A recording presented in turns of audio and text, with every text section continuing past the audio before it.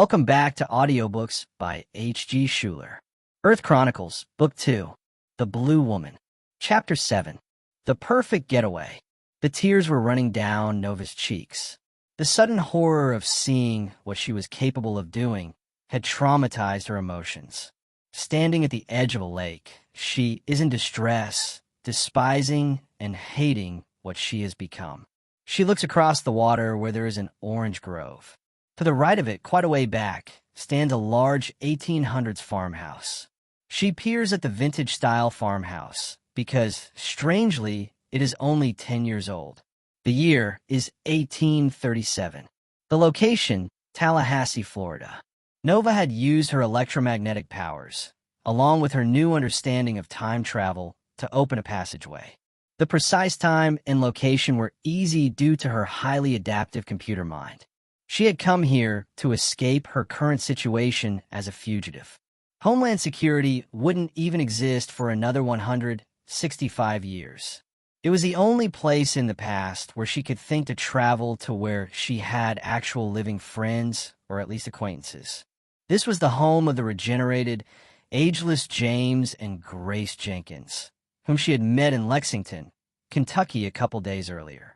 Her plan was simply to get out of the path of Simon and his mix of Russian, American agents. But because of her psychological state, her plans were changing. Her mind is doing that computer analyzing thing again. This would be the perfect place, she whispers to herself, while noticing at the same time that her face and shoulders are warming up comfortably. Looking up, she sees the pollution-free blue Florida sky. A few long, thin, gray and white clouds stretch out like sleeping cats hovering along the horizon. Otherwise, the sun is unobstructed as it ricochets off the lake, leaving the appearance of thousands of floating, glittering diamonds. Again, she looks across at the orange grove. There are rolling lines of them, row after row like colorful soldiers standing at attention, waiting for instructions. For a few minutes, she peacefully drifts in and out with her focus, soaking up the warmth and the stunning visual beauty of the area. However, as is usually the case since her recreation among the living, she begins latching onto one singular thought and not letting go. She remembers how good she had been at her job. For years, she had worked with her hands in a successful picture frame shop. She used to love making the photos and paintings of others more beautiful. She loved the compliments and the displays of appreciation they would inevitably give after seeing what she had done for them. After she married Logan, she went to working only part-time. He was making so much money, she eventually stopped working altogether. She didn't know at the time, had absolutely no clue that she needed to work, needed the psychological part of what working a job that you enjoy can do for you. She needed to feel needed, to have that sense of being important to someone. Right now, she was aching to have that back, while at the same time, painfully realizing it was out of her reach forever. She begins dipping and splashing one foot into the water. "This is the perfect spot," she whispers out loud again. Crossing her arms at the hips, she latches on her t-shirt, moves her hands upwards, and flips the shirt off. Next, she unbuttons her jeans, pushes downward as she lifts one foot at a time, slipping them off. Dropping them next to the shirt, she starts slowly walking into the water. When the water reaches her hips, she notices a couple on the other side of the lake watching her. It's too late to worry with them. She has made her choice. Diving headlong into the water, she swims as hard and fast as she can, trying to go so deep that she cannot make it back up in time for air. When she reaches the bottom of the lake, she turns resting on her feet, now observing something unusual in herself. She is no longer holding her breath and is totally without any fits of suffocation.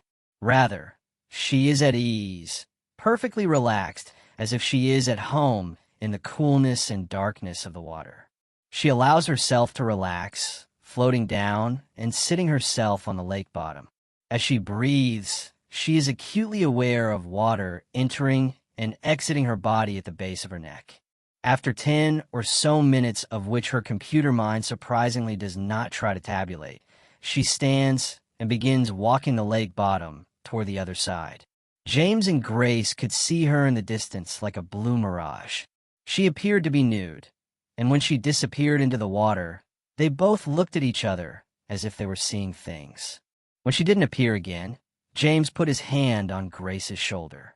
She's either dead by now, or she lives in that lake. God help her, Grace.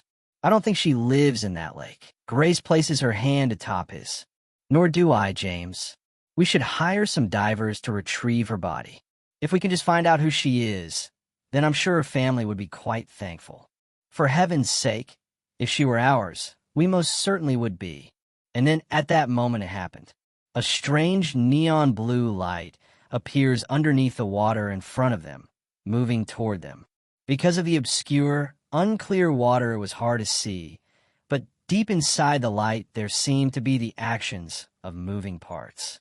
As the light moves closer, it becomes obvious that inside of it there is indeed obvious voluntary movement separate from the actual movement of the light itself. All of this movement has now begun to disturb the surface of the water. There are the beginnings of two whirling ripples in the process of being created by the bizarre mobile light. They quickly grow in diameter till they have formed double, 3-foot vortices. The conflicting currents now merge, rapidly forming into a 6-foot wide mass, creating one large whirlpool. It was now clear to James and Grace that the form of a human figure was actively, steadily, moving upwards toward the middle of the whirlpool. When Nova's head breaks the surface as she raises out of the water, James and Grace both gasp at the absolute, startling sight of her. By the time her shoulders are above the surface, it's apparent she's not in any danger. In less than 20 seconds, she emerges from the lake. Moving in near precision, mechanical form, she turns away from James and Grace and heads for a gap in the orange grove.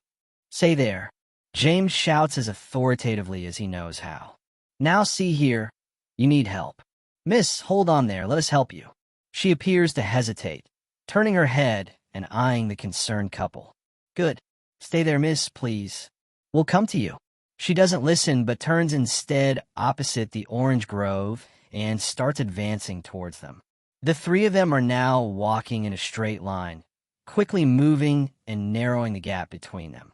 Once face to face, James continues. "What's going on here, miss?" He's flustered in part because she's fully nude, and in part because he's confused by her color. He turns, pointing back to the house. "We must get you inside as quickly as possible before the sun sets you ablaze." She twists her neck in a rotational movement, analyzing both James and Grace. She looks him up and down. "You'll do nothing of the sort. Not until I've explained myself. You two would be James and Grace Jenkins. It's apparent by your features." "That's correct, madam." Grace replies in kind. "How is it that you know us? I met you both before. However, you wouldn't remember, and that's not important at the moment. I know you both to be kind and honest people. I am in need of a place to lay low. There are others, not anything like yourselves, who want to do me harm." Grace leans sideways into James. "She's going to need clothes, and I think she's—" "Yes, Grace, she's near identical in form to you. I don't need a timber to fall on me to see that. It's settled then. You don't mind?" "Of course not. She's come for our help. It wouldn't be right to turn her away." He unbuttons his shirt, speedily removing it. "Here, miss. Until we get you to the house, this will have to suffice." "Thank you." She looks back across the lake. "My clothes. I was distraught when I arrived, so I—" "No need to explain yourself, madam," Grace replies. "James will collect them later. It's a fair walk to the house. We should get started. As you can see, it's a good 100 yards away, 50 or so past the main road leading to town." Nova slips smoothly into the shirt and starts to button it. "Please forgive me for showing up like this. It wasn't my original intention. Like I said, I was distraught.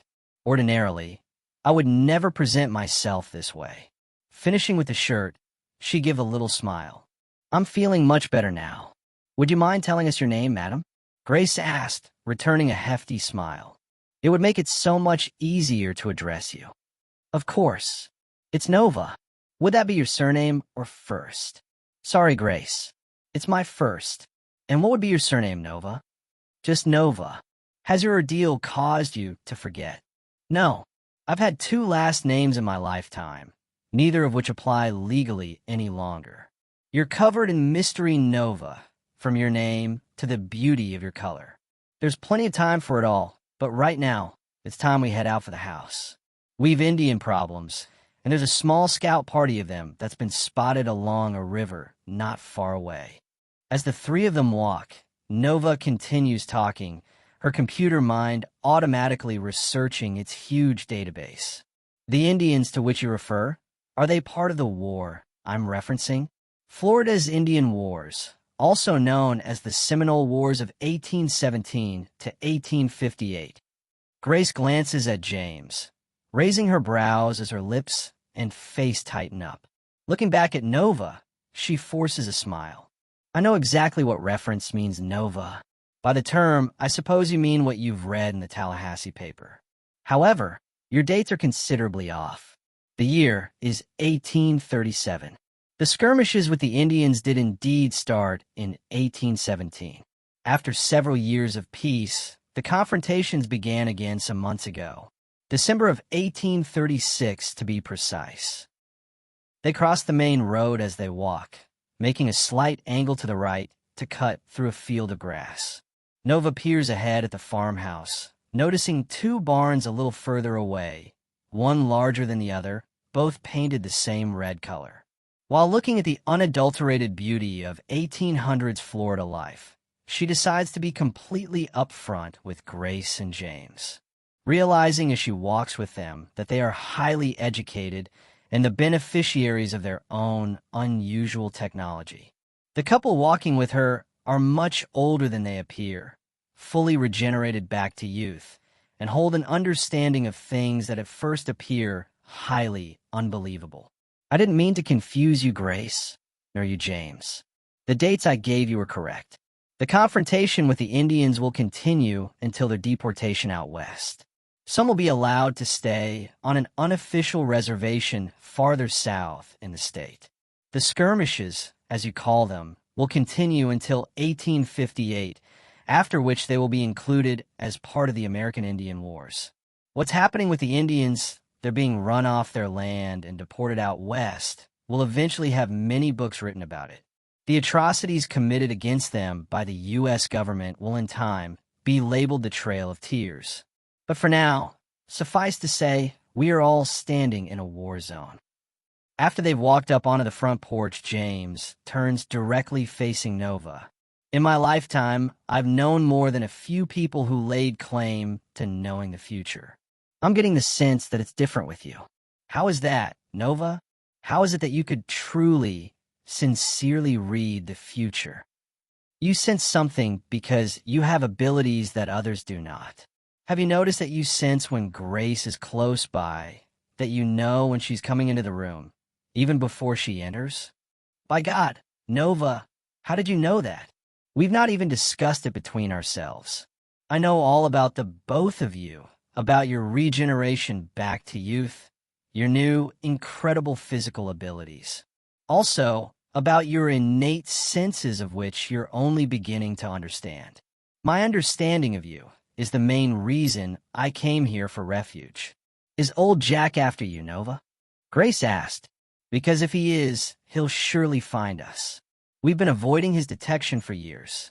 No, Grace, but I know of whom you speak. He's a vile man who only cares for himself. If he were here, I would attempt to squash him like the slithering bug that he is. As it is, you don't have to worry about him for many years to come. That said, I hate to have to tell you this. Your history with him is far from over, and it's going to be a volatile one. Miss Nova, James asked, his voice raising in his growing excitement. You still haven't answered my earlier question. How is it that you can know the future? I'm sensing it's somehow connected to your unusual skin coloration. Your senses are leading you correctly, James. If I explained every detail to you, it would seem near impossible. I don't want to confuse you, so I will just give you an adequate amount of information to hopefully suppress your curiosity. Would you agree, James, that in recent years you along with Grace have become quite different than other humans. Certainly, Miss Nova, you don't have to convince me of that. In essence, you and Grace are the beneficiaries of technology in the form of a chemical formula that has changed you into a new species. Does that sound reasonable? James places his arm around the back of Grace's shoulders, pulls her close, and kisses her on the forehead. I never thought of it like that before, but it's an accurate statement, Miss Nova. Heavens, Grace, my darling, we are a new species, the first of our kind. It's the same with me, James. Not that I'm the same species as you and Grace, of course not, but I'm a new species all the same. My change came about in a similar way as yours. It had to do with a chemical injection, the mixing of myself with other carefully selected components. Does that make sense? It most certainly does, doesn't it, Grace? Tell her. I am as excited as James is Nova. I take it that the chemical composition that helped create you is blue. It was indeed, and it's the one thing I so wish I could change. It's hard to blend in when you're as blue as I am. Another effect is that I have access to huge amounts of information. My mind is like all the libraries in the world gathered together in the same location. But that still doesn't explain how you read the future. No, James, it does not. You see, I'm not reading the future. I'm reading the past. For a few seconds, James and Grace turned facing one another. After this hesitation, they slowly turned back to Nova. You're going to need to elaborate, Grace said, her words mimicking the expression on her face. I didn't mean to confuse you, but it was unavoidable. As a new species, part of my abilities involve fine-tuning any calculations. I learned information from another source that had to do with the existence of other dimensions. Ours is not the only one. Along with this information was specific mathematical equations that could be instituted at certain geographical locations, after which a portal or passageway could be opened and travel back and forth within these dimensions could take place. Furthermore, with the correct calculations, time travel was also possible. I'm from another time period. I'm from the future. It's where I first met you too, and it's why you don't remember meeting me. I'm being hunted by those who will stop at nothing to find me. They want to cut me open and experiment on me. As you've already noticed, I'm not one who can easily hide. So, I decided to time travel here where I at least already knew someone, being regenerated, and, as you've so appropriately stated, being that Grace and I are a new species, it's rare, if ever, that our socks are knocked off. Nova, you've knocked our socks off. It's a pleasure to have you here. I do have another observation, if you will indulge me a bit more. And a question. I've nothing to hide, James. What is it you would like to know? We watched you walk into the lake. You were submerged in the water for at least 12 minutes. Yet when you came out, you were neither gasping for air, nor in any kind of uncertainty whatsoever with your health. Like I said earlier, I was distraught, so much so that I had decided to end my life by drowning. When I walked into the water, that's what I was doing. No more running, I thought. No more looking over my shoulder, being a fugitive. I was surprised to find out I can breathe underwater. I have gills at the base of my neck. She pushes back the shirt collar, then pinches the skin where her neck meets her shoulder. Can you see anything? Not much, but yes, we can make it out. It's near invisible. I suppose if I ever want to commit suicide again, I'll have to decide on another way. Let's hope your emotions are stabilized from this time forward. James turns and gives a strange rhythmic knock on the front door. We'll go inside now. Our house servant knows nothing of our situation. Please keep that in mind. Why the strange knock? It's a code knock. We always keep the door locked due to the Indian hostilities. He tilts his head and smiles. Any other knock and the door stays locked. Again, he blasts his knuckles on the door using the same rhythmic knock. It's just a safety feature. The Indians are all stirred up, and I don't blame them. The federal government's trying to remove them. Since that action began, they've become dangerous. One can't be too safe. After about 10 seconds, the mechanical sound of the door lock being tinkered with reverberates onto the porch. Shortly, the door is opened by a dark complexion, stern-looking older woman. Having caught sight of Nova, her face immediately crinkles up imploding like a piece of paper being wadded up. The next few seconds she stares, perpetually blinking her eyelids. "Well," she said, breaking a silence that had settled in. "Don't it just stand? The day a-heating up. Soon be hotter in a hell's pepper patch."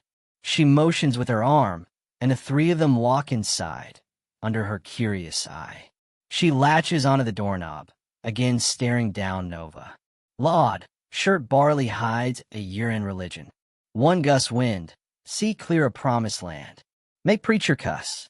Looking you and dipped in pot Indian Dave's blue corn mutton." Tilting up her nose, she sniffs at the air. "Don't smell, though. You be a needin' bath." "No, Jemima, and mind your manners," James replies. "Seriously, I insist. Don't make me discuss your vulgarity with you again. Now this here is— Oh, confound it. Now you got me talking that uncivilized. This is Nova. She's going to be our guest for a while. She has a rare skin condition and doesn't need you pointing it out to her." She shuts the door behind them, twists the key till it clicks, then turns walking past them, her eyes still glued to Nova. "Fine by me. Just never seen nothing like is all. Nada since I working in at Army uniform plant whilst the war 1812. One a day brigadier general come a-walkin'. He all painted in red for some rally of a troops. Silliest thing I done seen. I'll make some lemonade. You just been outside heat, fair gooder and while now. Be a bit thirsty, I'm sure in."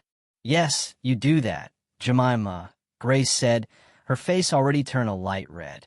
Once past them, they watch as she moves a hand to the back of her gray Quaker dress. She pushes in her index finger, crinkling the dress, her hand almost disappearing. "And wash your hands before cutting up the lemons." A little later, there was a knock at the door. There was no code in the knock, so it possibly meant someone unfriendly. In no time, James had his musket loaded, walking around the outside of the house. Turning around to the front yard, he tightens his grip. "What's your purpose, sir?" he asked while pointing the long-barrel gun directly at the man. The man turns from the door. On seeing James, he raises his arms up into a defenseless position. "Don't shoot, mister. I mean you no harm." "Then I'll ask you again, what's your purpose here?" "I was told by the folks a few miles due east that there was an old woman living here." "There is. And what would be your business with her, sir?" "They said she was good with scissors." He slowly moves his hand to his head, gripping his hair, then slides it down to his face, doing the same with his beard. "I need a cut is all. It's been near a year. There's a barber in Tallahassee. How is it you ended up way out here?" "That's a fair question, mister. I just wasn't planning on going through that town is all. But when I heard about the old woman, I thought, why not? It's not far, and on my eventual path to the Everglades." James walks up the steps, motions with his musket for the man to back away from the door, then he pounds in the code knock with the tip of his boot. "Where are you from? Are you familiar to this area?" "Proud farmer's son from South Alabama. A short piece from the state line. I used to have an uncle who lived in North Florida. I was told he died about 4 or 5 years ago. My name's Johnny, mister." He reaches out his hand. "I could use some cleaning up. That is, if you wouldn't mind." Lowering the barrel of the gun to the porch, James nods and shakes Johnny's hand. "We have a young woman here with a skin condition. If I catch you staring or making fun, I'll have to see you off. Are we clear? Speech is silver, silence is gold. That's what my mother always said. Sounds like a wise woman, Johnny." Suddenly, the shifting of metal parts can be heard scraping together underneath the doorknob. In a few seconds, there is a loud click, and the door swings open. Jemima places one foot out the door. "Miss Jenkins Dunn took Nova upstairs." "Who he?" "Some scalawag come, a-lookin' fair a handout." "Jemima, this is Johnny. This may come as a surprise, but he's here to see you." "Well, butter my butt and call me Biscuit." "Darlin', if you've come a marry me, you gotta shorten the stick. What can I do you for?" "If you're mine to, I was told you know how to use scissors. I was needing my hair and beard cut. I reckon you be a-making pest of yourself till done. I just cut hair. But if'n you got somethin' under your sleeve, tricks like changing your parents. If asked, we turn you in. We not riskin' our life fair yourn. Stand me." "I understand, ma'am."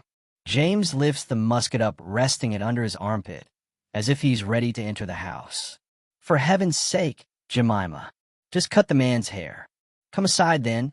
I need to shut a door for good air gets out. Sit a table yonder. That's where it keeps scissors. Johnny responds like a son to a mother, sitting and aligning his back and neck straight up. Feels good to rest my feet. I've been walking the dirt highways for weeks. I've seen every kind of wagon you can think of. Work wagons, luxury wagons, special-built wagons, wagons with their axles buried in rain, broke-down wagons. I don't know how many wagons I've seen. Don't fidget, or you're apt to get cut.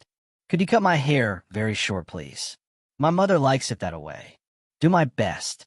Just arrive. Yes, ma'am. Since yesterday. UNC Indians? No, but I sure heard about them. Last month they captured Osceola. It was under the orders of General Thomas Jessup. When he, John Horse, and Coacucci appeared for a conference under the white flag truce, they double-crossed them. John Horse and Coacucci escaped, but not Osceola. They say he's bad sick and going to die. Most of the fighting's down around Lake Okeechobee. Some of the Indians are given in to relocation, but others still vehemently oppose it. I'm much heard same. Could you cut it shorter? Won't stay in neat, I cut it shorter. Thar now, let's start a beard. Just like bristles, don't we shave it clean? Yes, ma'am. In the back part of the house, Grace and Nova have reappeared from the upstairs. Nova, looking like a morning flower, is now covered in a long summer dress. James notices a visual confidence in her that was missing earlier. She seems hardly conscious of the spectacle of her color.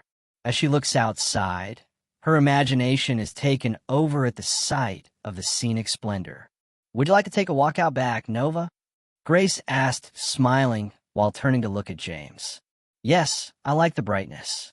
Lifting her hand, she points past a small wood-frame building. You have the gift of growing things. Could we cut some of those flowers along that rock fence over there? Of course. James, would you fetch a knife and vase? We'll meet you by the corn crib. Once outside, there seemed a mysterious fusion, softly harmonizing the sun with Nova. The light was forming to her, holding her, taking care of her like she was in a place where space and time had no fear.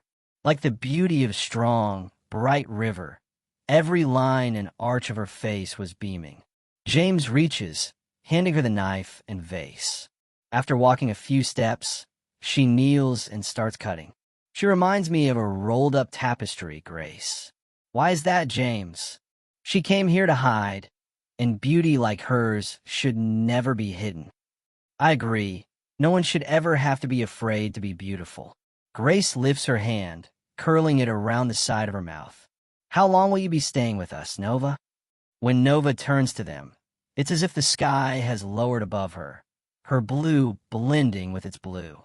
Together with the flowers, they're forming an appealing color of semi-transparency. She places the flowers she's cut into the vase and stands up, smiling at the hospitable couple. A few days, maybe a week. I have something to attend to, something that can't wait. Some people need my help. They're in danger. Are they your family, Nova? James asked. I simply don't know how to say this. It's you, James, and you, Grace. In the future, you're being targeted as enemies of the federal government. Unless I can find a way to help, you'll both be imprisoned in 3 weeks' time.